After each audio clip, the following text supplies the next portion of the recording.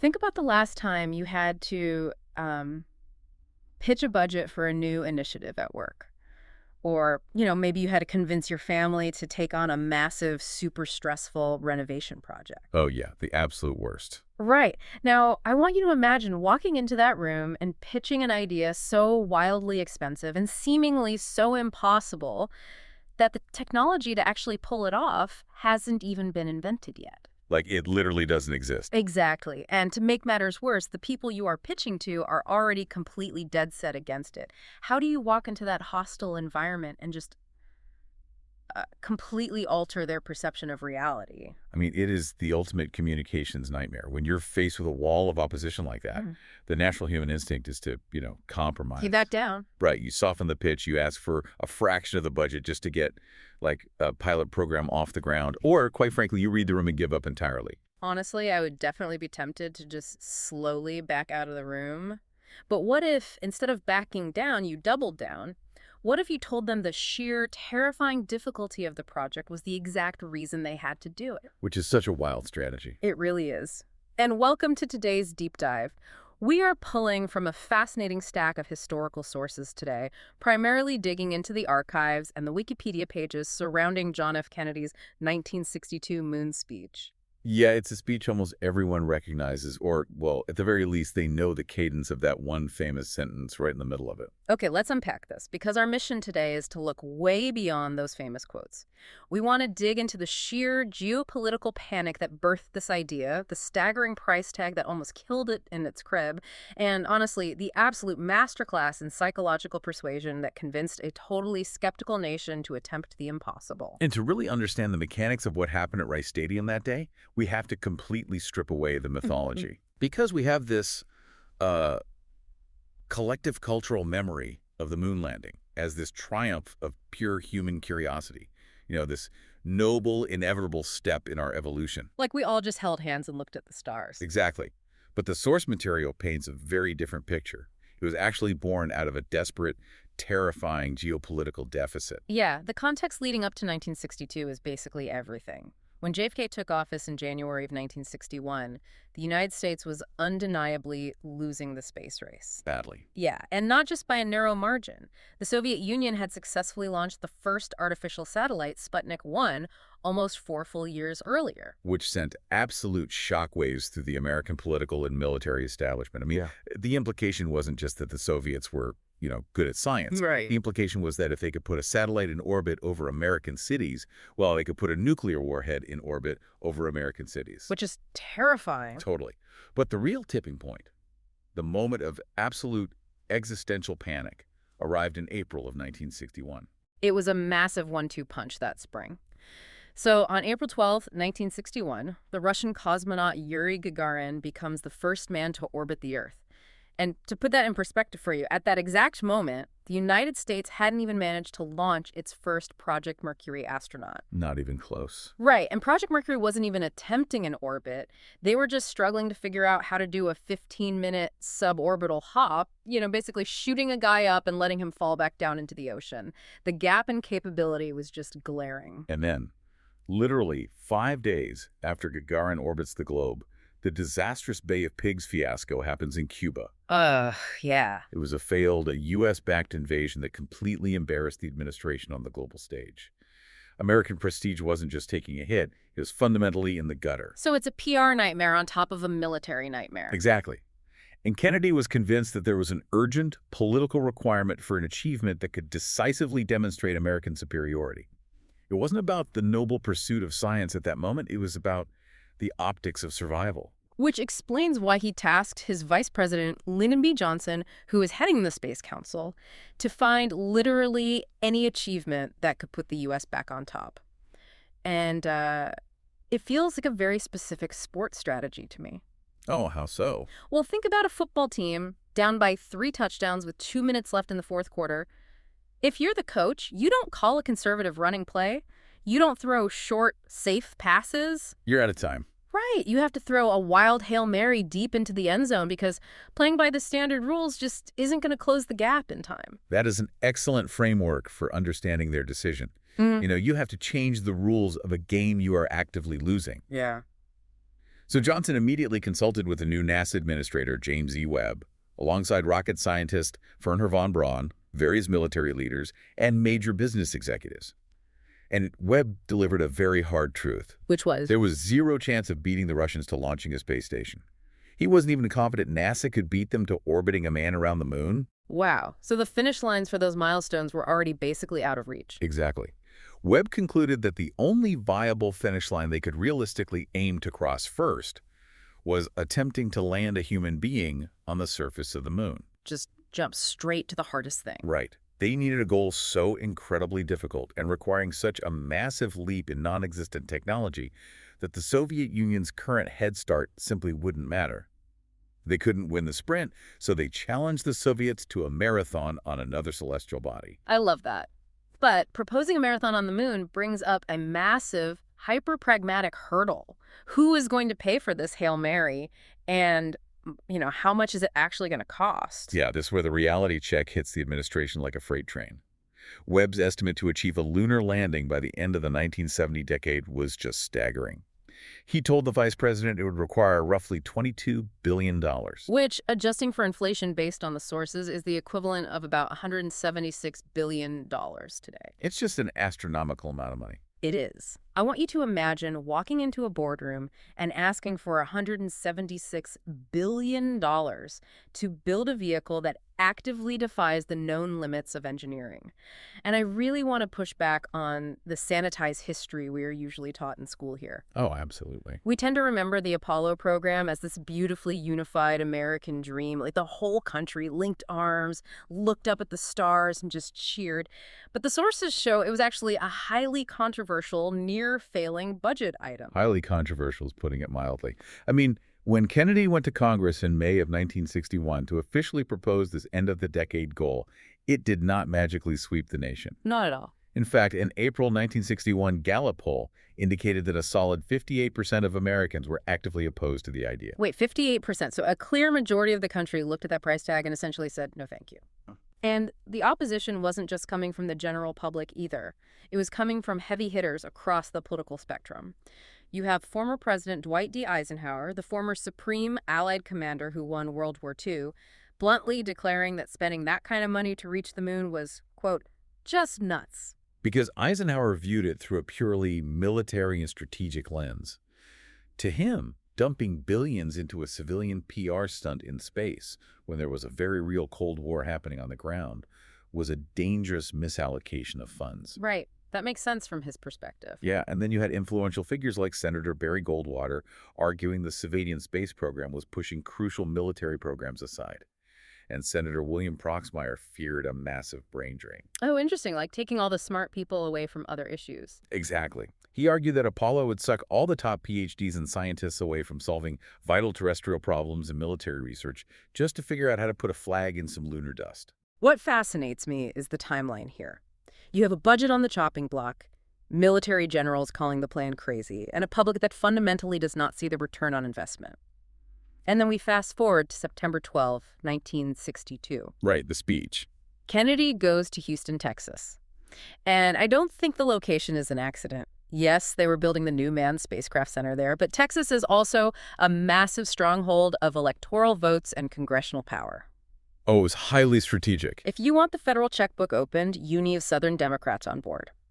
So he steps up to the podium at Rice University Stadium on a hot, sunny day, looking out at 40,000 people, mostly students. And what's fascinating here is how the administration utilized that specific moment.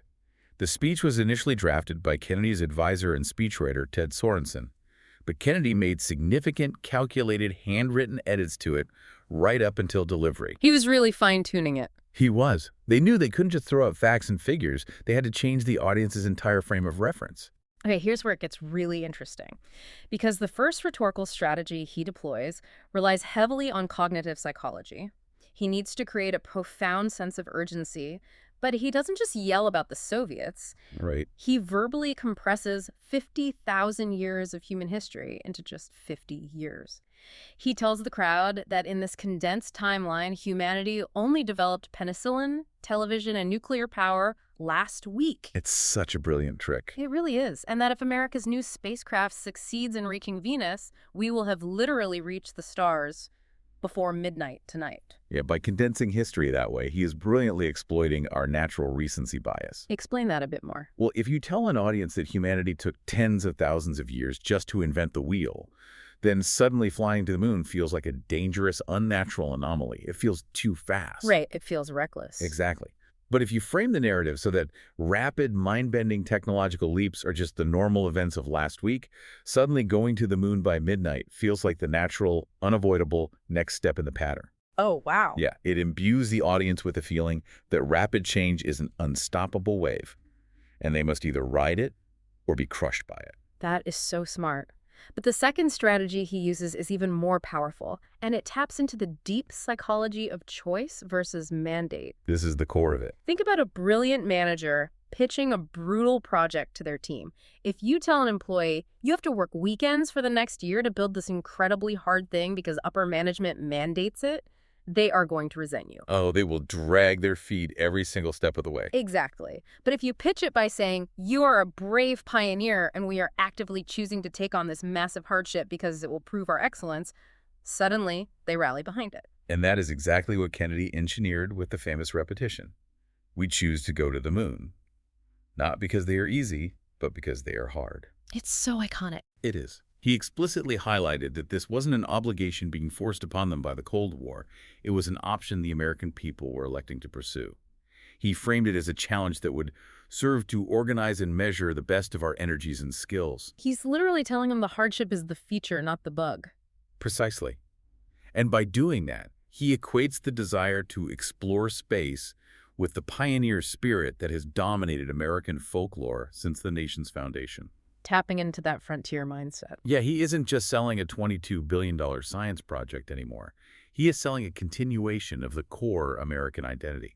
He takes a massive, unpopular financial burden and reframes it as an inevitable national destiny. If Americans are pioneers, then the moon is simply the new frontier. Man, that's powerful. And he didn't just rely on high-minded, sweeping rhetoric either.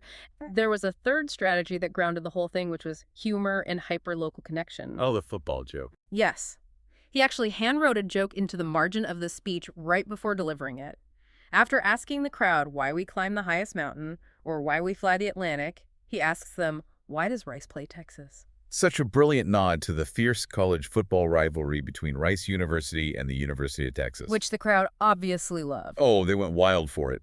Though, as a quick historical aside, the source notes that while Rice held a slight edge in the rivalry at the time of the speech in 1962, Texas has completely dominated ever since. Wait, really? Yeah, Rice has only beaten Texas twice, in 1965 and 1994, in the decades since Kennedy made that joke. Ouch. A rough half-century for Rice football. But, in that moment in 1962, it worked perfectly. Space travel is cosmic, terrifying, and abstract. College football is familiar, tribal, and deeply understood. Exactly. It grounded the impossible. Right. So the Rice speech functions as this ultimate competitive Cold War battle cry. We are going to beat the Soviets. We are going to conquer the new ocean. But as I went through the source material, I hit a massive contradiction that was playing out completely behind closed doors. Yes. This is the part that usually surprises people. Because while the public narrative was entirely framed around competition and beating the enemy to the prize, the private reality was far more complex. Right. Kennedy actually, repeatedly, tried to make the moon landing a joint project between the United States and the Soviet Union. I have to admit, I am genuinely confused by the strategy here. How do you rally an entire country to beat an enemy, demand they spend billions of dollars and risk American lives to do it, while secretly trying to invite that exact same enemy to carpool to the moon? It seems totally counterintuitive. It does. From a geopolitical standpoint, if America is currently losing the space race, going to Nikita Khrushchev and asking to team up just looks like America begging to piggyback on Soviet success. It projects weakness. Well, if we connect this to the bigger picture, it actually reveals a profound, multi-layered strategic sense. Okay, walk me through it. So, in the Rice speech, Kennedy warned the audience that space science, much like nuclear science, has no conscience of its own. He noted that whether it becomes a force for good or ill depends entirely on mankind. Right, it's just a tool. Exactly. His core argument was that only if the United States occupies a position of preeminence can we help decide whether this new ocean will be a sea of peace or a new, terrifying theater of war. Ah, so he wasn't seeking preeminence just to plant a flag and gloat over the Soviets. No, not at all. He was seeking preeminence to gain the leverage required to force peaceful cooperation. I mean, you can't build a sea of peace if you lock out your biggest heavily armed rival. That is the crucial insight. You have to prove you have the capacity to beat them and then use that capacity as leverage to force a partnership. He actually proposed a joint moon landing to Khrushchev back in June of 1961, right after announcing the goal to Congress. And how did that go over? Khrushchev rejected it. Naturally. Yeah, but Kennedy tried again, this time publicly in a speech to the United Nations General Assembly in September 1963. I have to imagine the Soviet military establishment absolutely laughed at the idea of sharing the glory. Initially, Khrushchev remained very cautious. In October 1963, he publicly responded by declaring that the Soviet Union had absolutely no plans to send cosmonauts to the moon, kind of trying to downplay the race entirely. Right, playing it cool. But behind the scenes, something significant shifted. Khrushchev's military advisors eventually persuaded him that Kennedy's offer was actually highly advantageous. Why? Just for the PR. No, primarily because a joint mission would enable the Soviet Union to acquire advanced American research and development technology. Oh, wow. Just visualize the alternate history there for a second. Imagine July of 1969. The lunar module lands, the door opens, and Neil Armstrong steps out onto the lunar surface, shoulder to shoulder, with a Soviet cosmonaut. It's an incredible mental image. They plant two flags side by side. It doesn't just change the trajectory of space exploration. That singular image potentially alters the entire timeline of the Cold War, decades before the fall of the Berlin Wall. It would have fundamentally rewritten the 20th century. But of course, that joint mission never happened, Right. because Kennedy was assassinated on November 20, 1963, just a week after receiving the final review reports he'd ordered for the Apollo project. It's just so tragic. It is. And his death fundamentally transformed the nature of the moon landing. It ceased to be a debated policy choice or a potential diplomatic tool. It became an untouchable sacred memorial to a martyred president. Yeah, you can't really cancel after that. Exactly. To cancel Apollo after Dallas would have been viewed as a complete betrayal of his legacy. Which brings us to the ultimate legacy of the program and what I view as the hidden trap of the deadline he set. Obviously, the goal was realized. On July 20th, 1969, Apollo 11 successfully landed, Huge success. and they sent 6 more crewed missions there, ending with Apollo 17 in 1972. But that famous deadline, before this decade is out, created a massive structural problem. Oh, a huge one. Because it demanded an incredibly narrow, intense focus. All of NASA's resources and the nation's political will were aggressively channeled into crossing this one hyper-specific finish line. Right. But once the decade was out and the moon was reached, the political momentum just vanished because the mandate had been fulfilled. There was very little long-term vision for what should be done next. Let's think about how we tackle deadlines in our own lives. It's like pulling a brutal, caffeine-fueled all-nighter to study for a final exam. Sure, you memorize the dates and you pass the test on Tuesday morning. Barely, but yes. Right, but the goal was just to pass the test, not to actually retain the knowledge. So by Friday, you've forgotten everything you studied. NASA crammed for the moon test. They built the infrastructure to sprint to the finish line, not the infrastructure to stay there. That perfectly highlights the double-edged sword of highly specific, time-bound goals. On one hand, they are incredibly effective for organizing chaotic energy, securing massive budgets, and driving rapid technological innovation during a crisis. They get things done. They do. But on the other hand, they are terrible for sustainable long-term progress. Because Apollo didn't really usher in a permanent era of lunar infrastructure.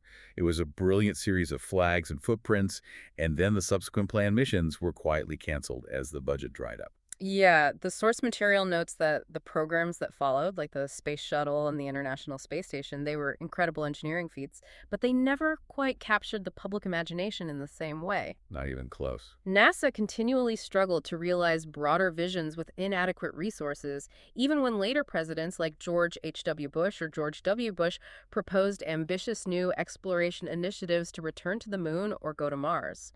Because without that perfect storm of existential Cold War panic, presidential martyrdom, and a singular, easily understandable finish line, you simply cannot justify that level of national expenditure to a public that wants those tax dollars spent on Earth. Exactly. So let's bring this all together. The 1962 Rice University speech wasn't just a bold declaration of scientific curiosity. It was a masterful, desperate pivot out of a terrifying geopolitical deficit. Absolutely. It was a rhetorical magic trick that reframed a massive, highly unpopular financial burden into a profound test of the American pioneer spirit. Kennedy didn't just change the budget, he changed the psychology of the nation. And this raises an important question about the nature of leadership. It proves that how you frame a challenge, the narrative you construct around the hardship, is often just as critical as the technology required to actually solve it. So what does this all mean for you? Whether you are sitting in traffic, prepping for a difficult meeting, or just trying to navigate a massive personal hurdle, I think this deep dive challenges us to look at how we frame our own impossible tasks. Yeah, it's very applicable. When you are faced with a grueling project, do you pitch it to yourself and your team as a miserable, unavoidable obligation? Or do you find a way to reframe the narrative? Do you choose to take it on because it is hard? Because confronting that difficulty will organize and measure the best of your energies. It is a potent reminder that the right words, delivered with an understanding of human psychology, can literally launch humanity off the surface of the Earth. And as we look at the source materials mention of modern space policy, it leaves us with a critical, unresolved thread to ponder. Oh, what's that? Well, Kennedy explicitly warned that space science could become a force for good or ill, depending entirely on the choices we make. Today, we are watching a brand new billionaire-funded space race unfold with private corporations and rival nations actively scrambling for lunar resources and orbital dominance. Getting crowded up there. It really is. Yeah. We have to ask ourselves, are we finally building that sea of peace that Kennedy envisioned in 1962? Or by rushing back to the moon and beyond without a unified vision, are we simply exporting our earthly conflicts to a brand new theater of war? Wow. That is a heavy, fascinating question to leave on. Thank you so much for joining us on this journey today. Keep questioning the narratives you're handed, keep looking at the hidden forces behind the history, and most importantly, stay curious. We'll catch you on the next deep dive.